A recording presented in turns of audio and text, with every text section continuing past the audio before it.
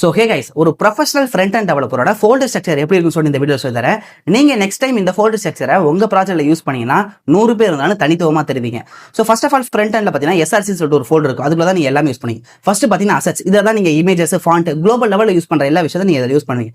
Next components, reusable components அதை கொடுப்பீங்க. Like buttons, inputs, இந்த மாதிரியான விஷயம்லாம் நீங்கள் இதில் கொடுப்பீங்க. லைக் நெக்ஸ்ட் பார்த்தீங்கன்னா ஃபியூச்சர்ஸ், அதாவது நீங்கள் ஸ்பெசிஃபிக்காக நீங்கள் வந்து ஒரு காம்போனன்ட் டிசைன் பண்ணுறீங்க. அதாவது இப்போ நான் லாகின் சொல்லிட்டு நான் ஒரு விஷயத்தை பண்ணுறேன்னா லாகின் பேஜ் இருக்கும், அதுக்கு வந்து சர்வீஸ் பேஜ் இருக்கும், நெக்ஸ்ட் அதுக்கு API ரெக்வஸ்ட் போறது, இந்த மாதிரி நிறைய விஷயம் இருக்கு இல்லையா. ஸோ அந்த மாதிரியான விஷயம்லாம் நீங்க இதில் யூஸ் பண்ணுவீங்க. இப்போ நான் மூவிஸ் எடுத்தாலும் மூவி ஓரியன்டா இருக்கு இல்லையா. ஸோ இப்போ ஹூக்ஸ் அப்படின்னா நீங்க ரீயூசபிள் ஃபங்க்ஷன்ஸ் நிறைய யூஸ் பண்ணுவீங்க. அதாவது இன்பில்ட் ஹூக்ஸ் லைக் யூஸ் எஃபெக்ட்லாம் நீங்க வந்து இந்த ஹூக்ஸ்ல யூஸ் பண்ணி நீங்க திரும்ப யூஸ் பண்ணிருப்பீங்க. அது ரொம்பவே யூஸ்ஃபுல்லா இருக்கும். ஓகேவா.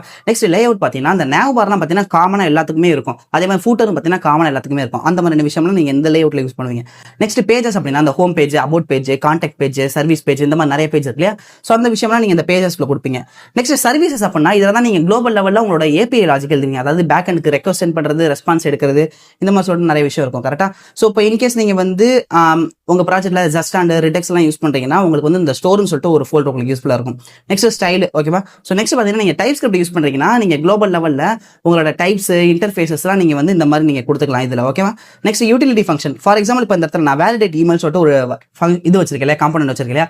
ஸோ இப்போ இமெயிலுக்கு ஓரியன்டா என்ன இருக்கும், ரெஜெக்ட்ஸ் இருக்கு இல்லையா. ஸோ அந்த மாதிரி விஷயம்லாம் நீங்கள் இதில் கொடுப்பீங்க. நெக்ஸ்ட் கான்ஃபிகரேஷன், உங்க வெப்சைட்டுக்கு தேவையான கான்ஃபிகரேஷன் லைக் வந்து போர்ட்டு, ENV, இந்த மாதிரியான ஓரியன்டா இருக்கிற எல்லா விஷயத்தையும் நீங்க இதில் கொடுப்பீங்க. நெக்ஸ்ட் ரவுட்டருங்கிறது பார்த்தீங்கன்னா நம்ம app.jsxல ப்ரௌசர் ரவுட்டர்னு யூஸ் பண்ணுவோம்ல, நீங்க அந்த இடத்துல கொடுக்கறதுக்கு பதிலாக ரவுட்டர்னு சொல்லிட்டு இந்த மாதிரி கொடுத்துட்டு அதை அங்கே நீங்க இம்போர்ட் பண்ணீங்கன்னா, சீரியஸா சொல்றேன், இந்த மாதிரி யாருமே யூஸ் பண்ண மாட்டாங்க. நீங்க யூஸ் பண்ணீங்கன்னா பக்காவா இருக்கும். ஓகேவா.